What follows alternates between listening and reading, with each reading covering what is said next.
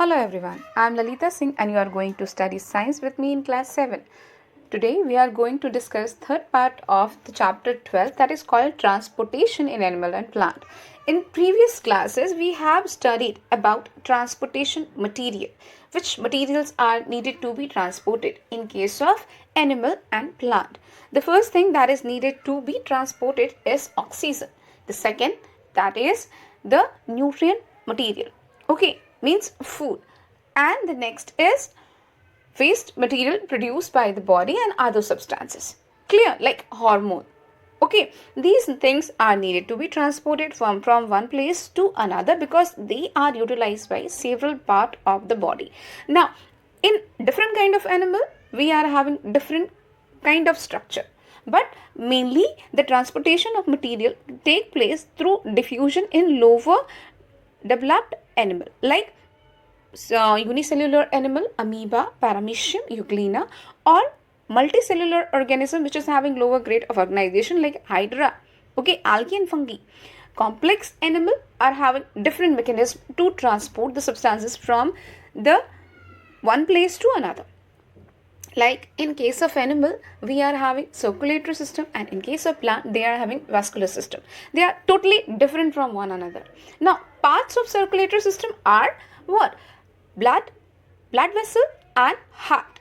Blood, the one which flow throughout the body. Okay, blood vessel in which the blood flow. Heart, which push the blood into the blood vessel against the gravitational force. They move due to pressure.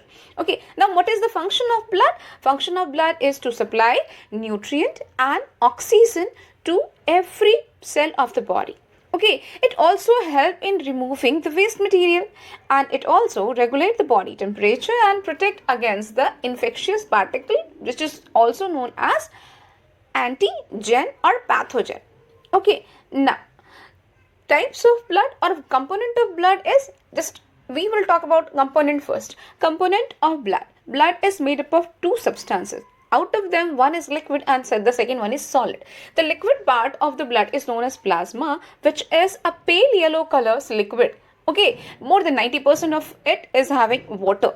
What about blood cells? Blood cells are of three kinds. The first one is red blood cells. You can clearly see over here. It is red blood cell. Okay, red blood cells are red due to the presence of hemoglobin inside it, and because of presence of hemoglobin, they are capable of carrying oxygen from the lungs to the body cell. Because hemoglobin has affinity for oxygen, they combine with oxygen. One hemoglobin can combine with 4 molecules of oxygen, and one red blood cells are carrying approximately 2 to 3 millions of hemoglobin. And to carry this amount of hemoglobin, red blood cells has also thrown out the nucleus, which is a very main part of the cell. Okay, nucleus is considered as a brain of a cell or master of the cell, but still red blood cells has discarded this nucleus so that they can carry more and more amount of hemoglobin, so that they can carry more and more amount of oxygen to the body cells. Okay, when oxygen combines with hemoglobin, they form oxyhemoglobin.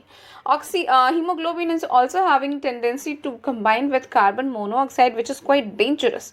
Okay, hemoglobin can combine with carbon dioxide to form carboxyhemoglobin, which is dangerous for us, because once hemoglobin will combine with carbon monoxide, what will happen? Our body will suffer from low amount of oxygen and we will die. Okay, next is white blood cells. White blood cells are actually defense system of our body. It is a part of immune system. Immune system means the system which fight against the disease causing germs in our body. Okay, so white blood cells are of many type. You will study about them in future in the upcoming classes. Okay, in next class maybe.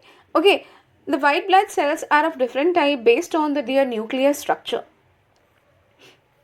They are white because they do not have any kind of pigment. Okay, the main function of white blood cells is to fight against germs, to produce immunity in the body. That is why they are called soldiers of the body. Sometimes white blood cells may form pseudopodia to move against the flow of blood as well, so that they can capture the pathogen. Next is blood platelets. They are very, very important to form clot. When you have injured yourself by accident, the blood oozes out from your body. Why? Because you may have ruptured some of the capillary. So to repair that capillary, blood platelets form clot over there. Okay, clot to prevent the blood flow from the body. If the blood platelets are not functioning properly, what will happen? The blood which is oozing out from the body will never stop, and a small injury may lead to the death of a person. Okay, now next is blood vessel. The blood vessels are the pathway in which blood flow. It is a pipe-like system in the body. Okay, blood flow through a system of tube. This is a system of tube. Basically, blood vessels are of three types. One is artery which is carrying oxygenated blood as always, and we define artery as the blood vessel which take the blood away from heart, and it most of the time it is carrying oxygenated blood. But there is one exception, that is pulmonary artery, which carry deoxygenated blood. Okay, when oxygen is carried by hemoglobin, it is called oxygenated blood.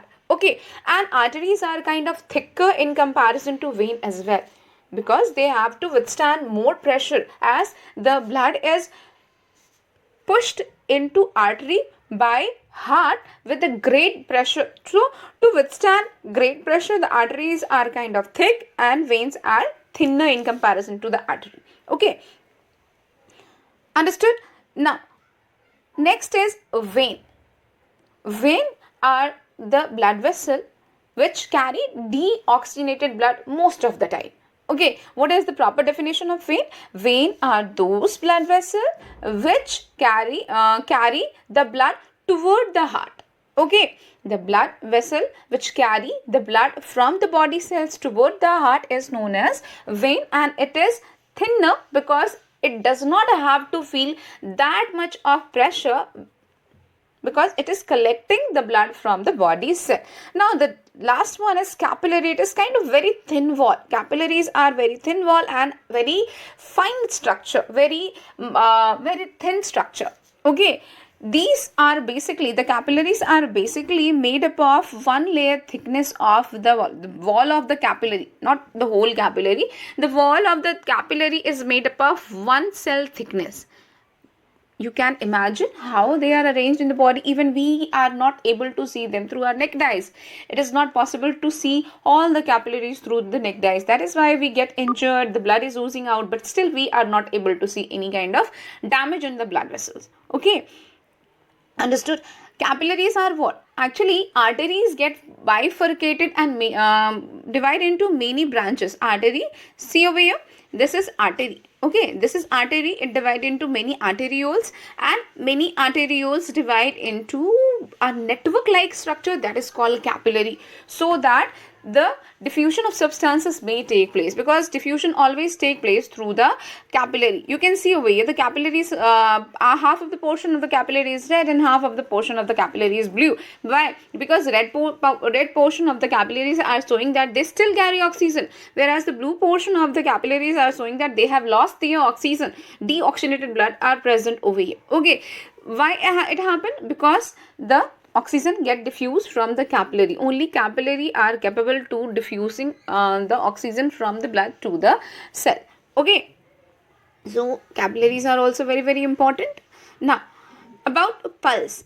When you feel the throbbing movement of radial artery in your wrist, it is called pulse. Why this pulse is created? Why pulse is created? It is actually the arteries are actually fluctuate on from its original position every time the heart is pushing the blood into artery, and this create pulse. Okay, pulse is a throbbing movement in the radial artery. It causes due to the flow of blood under pressure due to pushing of the heart. Understood? Now we have also talked about vein and capillary. Heart. This is heart having 4 chamber. See over here, heart is having 4 chambers. All these 4 chambers are very important and they are completely separated from one another. They are having auricle, are having connection with their respective ventricle with the help of valve. Okay, auricle open into ventricle with the help of valve. Our upper chambers of the heart are known as auricle, whereas the lower part of the lower chambers of the heart are known as ventricle. Understood? Right side of the heart is having deoxygenated blood, whereas the left side of the heart is having oxygenated blood. You can see clearly over here. So blood is received from the auricle, right auricle of the heart, because it is blue in color, from the body cell, and then pass to their respective ventricle. When they contract, when the auricle get contracted, the blood is oozed out into the ventricle, and when ventricle contract, right ventricle pushes the blood to the lungs by pulmonary artery. Okay, it is pushing the blood through pulmonary artery. You can see over here. Now the blood goes to the lung. Okay, the blood is going to the lung part, and over there they get oxygenated and then get returned back to the left auricle, because auricles are only the one which can receive the blood. Auricles are only can receive the blood. Ventricle do not receive the blood, they just distribute the blood. Okay, so if the right auricle is already occupied with deoxygenated blood, means left auricle is red in color. It is receiving the blood from heart. Receiving the blood from heart by which blood vessel? The blood vessel is called pulmonary vein. Okay, over here the pulmonary vein is carrying oxygenated blood. Now blood is pushed into the left ventricle, and from there it can pushed out to the entire body cell. Okay, with the help of aorta. In this way the blood circulate in the body. It is kind of shown over here with the help of this diagram. Okay, the blood, just one more time I'm repeating how the blood move into the body. Okay, first right auricle receive the blood. Okay, then it passes the blood to the right ventricle. From right ventricle, pulmonary artery carry the blood toward the lung, and from the lung it is carried by the pulmonary vein towards the left auricle. From left auricle it passes to the left ventricle. From over there it is passed to the body cell through aorta, and again from body cells it is carried to the right auricle with the help of vena cava. Okay, this is the circulatory system, complete circulatory system, which is given over here. Okay, every time the blood flow in the body, the blood reaches 2 times per circulation. The blood reaches 2 times within the heart. That is why circulatory system of humans are considered as double circulation. Okay, now heartbeat is clear. Heart contract and relax to create a lub-dub sound, which is called heartbeat. 72 times per minute is a normal heartbeat for a person. It may get rise up in number, it may get reduced as well depending upon the physical condition of the person. If it fluctuates from the 72 heartbeat per minute, the person may be suffering from some kind of problem, or maybe he is involved in some kind of exercise. Okay, now stethoscope is a device which is used to hear the heartbeat. Okay, this next, excretion. We have also talked about excretion. Excretion is done basically with the help of kidney. We are having a pair of kidney in our body. Every kidney is having a functional unit which is known as nephron. Nephron is the one which filter the waste material from the body. Okay, and after filtering this, nephron pass the waste material to the collecting duct, and from collecting duct, you can see we are having pictures of nephron over here. This is the nephron. Okay, this is the collecting duct. Nephron, this is the head of the nephron, which is known as glomerulus capsule. This is the portion, the long tube like structure which arises at the front of the nephron, which is known as proximal convoluted tubule. Now it is going to bend down in the downward direction, then again it rises up and joined within the collecting duct. You can see several branches arises from this collecting duct. These all branches are connected with the different nephron. Okay, so after collecting the waste material from the nephron, the collecting duct pass it to the ureter. Okay, this is the ureter part. This is the ureter part of the kidney. Now, after passing to the ureter, the blood, the urine move to the urinary bladder, and urinary bladder, from the urinary bladder, it is pushed out from the body through urethra. Okay, this is the way the blood is filtered in the body, and we excrete the waste material from our body. Okay, there are other method as well of excretion, like excretion from skin, excretion from lung. Okay, so these all things we have studied previously in the previous classes. Now we are going to this to start today's topic, that is transportation of substance in plant system. Okay, plant, in case of plant, the system which is responsible for transportation of substances is called vascular system. Then what is the function of these vascular system? Actually, there is only two function. Plants need water, leaves need water to perform photosynthesis, but they cannot absorb it. Only the root part of the plant can absorb it. The root absorb these water and transport it to the leaf. Okay, the leafy part of plant get water from the root, but the water from root need to be transported to the leaf. Okay, now the leafy part of the plant perform photosynthesis. They manufacture their food, and this food can only be manufactured in the greenish part of the plant. But what about root? Does it get the food? So, to transport the food from leaf to root, the plant need vascular system. Okay, the main function of vascular system is to transport water from roots to leaf. Okay, and food which is synthesized by the leaf, from leaf to every part of the plant. Okay, now vascular system. Vascular system consists of pipe-like vessel arranged from end to end. You can see in this diagram, this tube-like structure can be seen over here, in which many cells are arranged in pipe-like fashion, which is kept together from end to end. These vessels run from the tip of the root to the tip of leaf, passing through the stem. The vascular system is also called conductive tissue.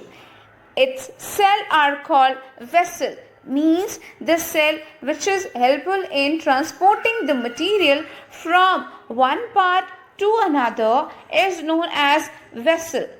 There are two kinds of vessels. The first one is xylem vessel and the second one is phloem vessel. This is the 3D structure showing the inner part of the leaf. Okay, you can see in this diagram, the lower greenish part which is shown over here is representing the phloem, whereas the upper pinkish part is representing the xylem. In the same fashion, both xylem and phloem are kept together in a vascular bundle to transport water and minerals, and of course the food synthesized by the leaf.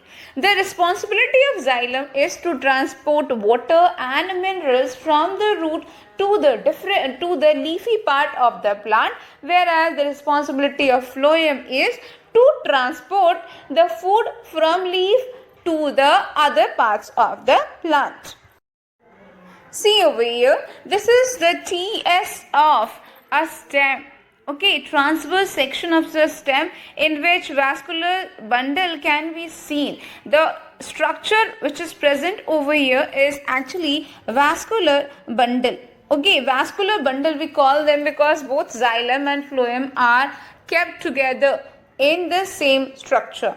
Okay, the inner reddish part of this structure is representing the xylem, whereas the outer part is representing the phloem. Whitish part over here is representing the phloem. Okay, xylem vessel transport water and dissolved mineral, which is the mineral which is dissolved in water in upward direction from root to stem to the leaves. Okay, against the force of gravity. This upward movement of water and mineral is called ascent of shaft. Okay, now about phloem. The phloem vessel carry food synthesized by leaf downward direction to every part of the plant. Even the roots of the plant are getting the nourishment through phloem. Phloem carry the food material synthesized by the leaves to the root and every part of the plant. Okay, now transportation of water and minerals. Over here, water is absorbed from the soil by the root. Okay, with the help of root hairs. You can see over here the root hairs. Root hairs are in close contact with water between the soil particle. Water which is present in between the particle are having dissolved mineral in it, and root hair absorb these water, and along with water these mineral get absorbed as well. Okay. Water and dissolved mineral move from the root hairs to the cell of the cortex. You can see the movement of water molecule over here. The water which is absorbed by root hair now move to the roots of the cortex and then to the xylem vessel by the process of diffusion. All these things are the water from one cell is transported to the second to third to fourth by the process of diffusion. Okay. These vessels form a continuous network of channel from root to stem to leaf. Okay, the continuous channel is present over here in which the water passes from root to the stem to the leaves. Over there, the water is utilized by the leaves to perform photosynthesis. Now later on, the food which is synthesized in the leaves, they get transported to the stem and from the stem to the of the plant. Okay. Now the next topic is transpiration. The meaning of transpiration is the loss of water from the aerial part of the plant. What are the aerial part? The aerial part of the plant is leaf or stem. Whatever the part of the plant which is present above the earth surface is known as aerial part of the plant. So when water get lost from the aerial part of the plant, it is called transpiration. It generally occur through the leafy part of the plant which is having a lots of stomata. These stomata are responsible for exchange of gases as well as removal of excess of water from the plant as well. Okay, now in old woody stem, this occur through lenticels. Okay, and the rate of transpiration is affected by different factor like temperature, humidity, wind speed and light. If just think about, if there is a rise in temperature, what will happen? The body of the plant will start to warm up, and to make it cool again, the plant needed to release more amount of water. It means the rate of transpiration will increase.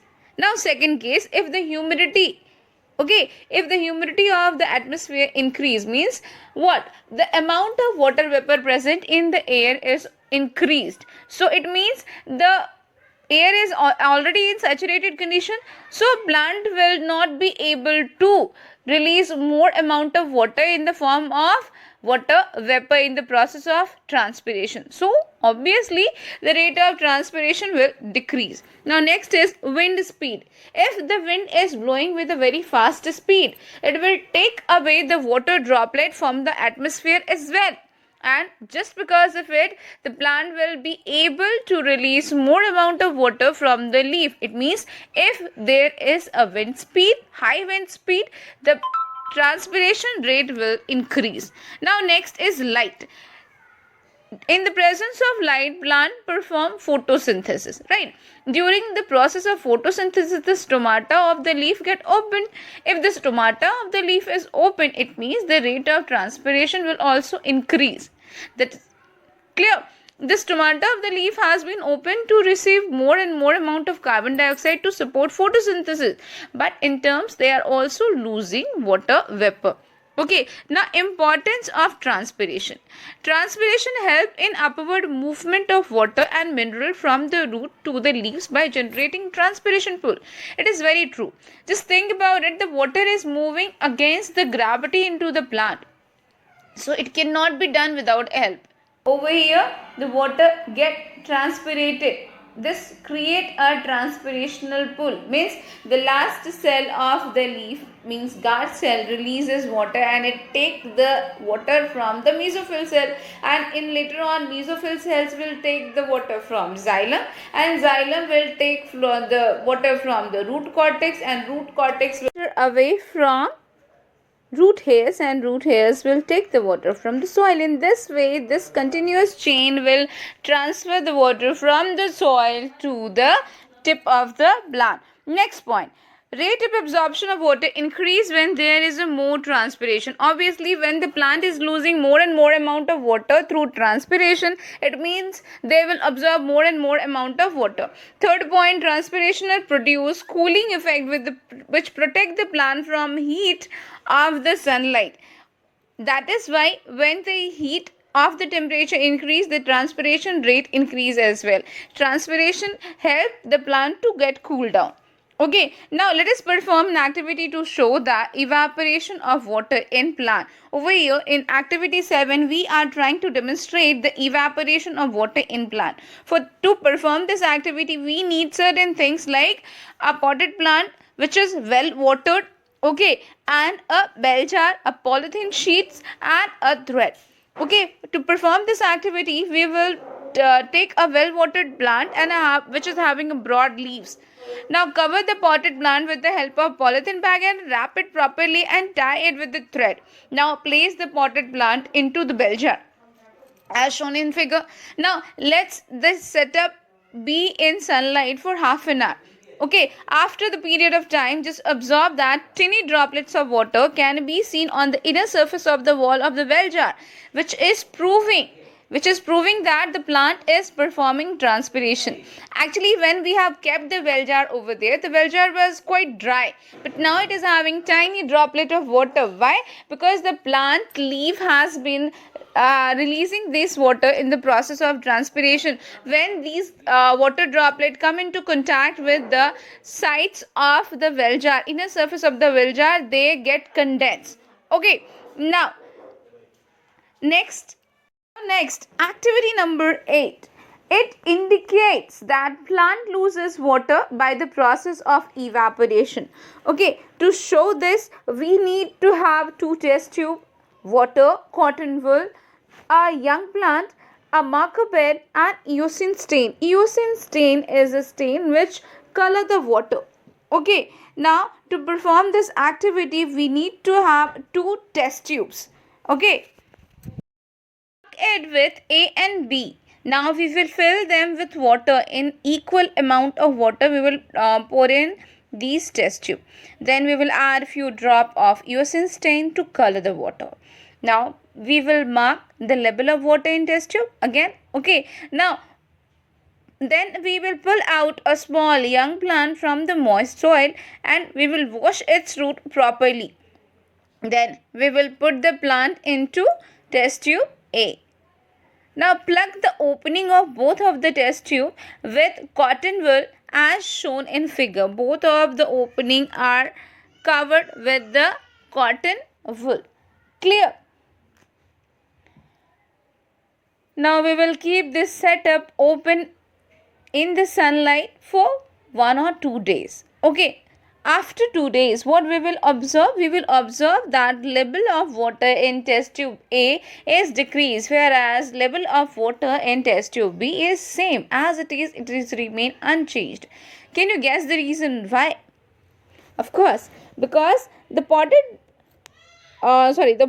test tube A is having plant in it. whereas test tube B does not have any plant. So what happened over here? The plant present in the test tube A will take the water from the test tube. It will pass the water from roots to shoot and shoot to leaf, where the water will get evaporated in the process of photosynthesis. Clear? Means the water is lost in the environment by the leaves of the plant. Okay, because of this, the level of water in test tube A will decrease, whereas the level of water in test tube B will remain unchanged. So we have finished all the discussion up to now, discussion of the chapter content. Okay, in next video we will discuss the question answer of the chapter. Until then, have a nice day everyone.